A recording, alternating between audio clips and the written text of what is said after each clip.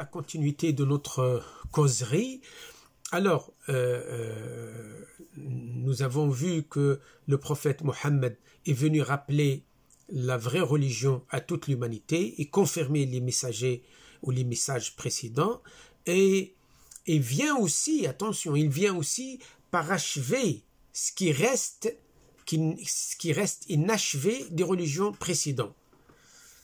Tout simplement parce que dans le concept islamique, l'islam, ça veut dire la soumission à Allah subhanahu wa ta'ala, est la religion primordiale. Donc le prophète est envoyé par Allah subhanahu wa ta'ala, le prophète Mohammed est envoyé par Allah subhanahu wa ta'ala, ce n'est pas pour venir dénigrer les autres religions et les rabaisser, mais il est venu pour les parachever, les expliciter, corriger aussi les introductions qui ont été faites dans le judaïsme, dans le christianisme par ses propres fidèles, ses propres érudits et ses propres rabbins et prêtres. Le Coran le dit clairement, il ne cache pas à ce niveau-là. Bien sûr, quand tu trouves dans une religion où Dieu pourrait permettre à un peuple d'exterminer un autre peuple, ou de donner le droit à un peuple de piller, voler, tuer, spolier les biens d'un autre peuple, c'est bizarre. C'est pas un Dieu là, il est devenu un chef de guerre. Or Dieu, il est au-dessus de tout le monde, la magnification de Dieu doit rester au-dessus de tous. Nous sommes tous la création de Dieu. Personne n'est meilleur que de l'autre, que par la foi, que par les bonnes actions, que par la piété, que par l'amour de Dieu, l'amour de l'humanité, etc.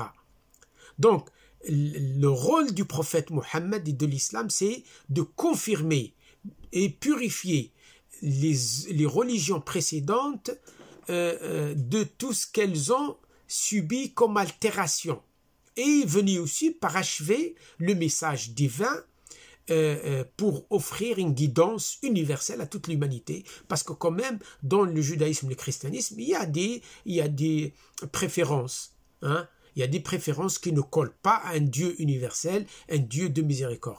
Donc Allah Ta'ala nous dit dans le Coran, dans la sourate La Table, d'ailleurs la table qui concerne le peuple de Bani Israël lorsqu'ils étaient perdus dans le Sinaï après avoir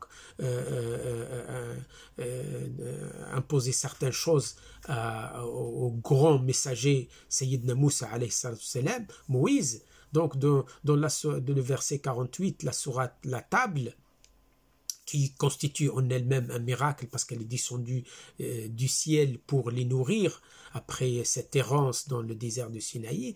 Allah Ta'ala nous dit nous t'avons révélé le livre, il dit à l'islam, il dit au prophète de l'islam, nous t'avons révélé le livre et la vérité. Donc Allah il le dit clairement, et la vérité pour confirmer ce qui existait du livre avant lui. Donc ça c'est la première phase, donc c'est de confirmer les messages précédents.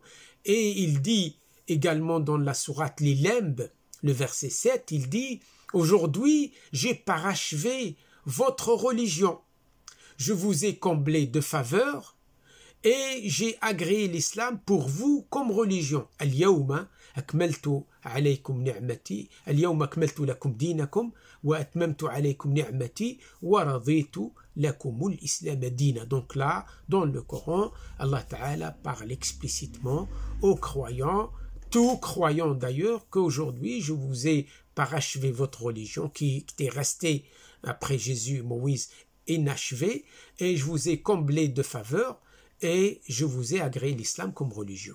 L'islam qui est la religion primordiale d'Allah. Salam alaikum.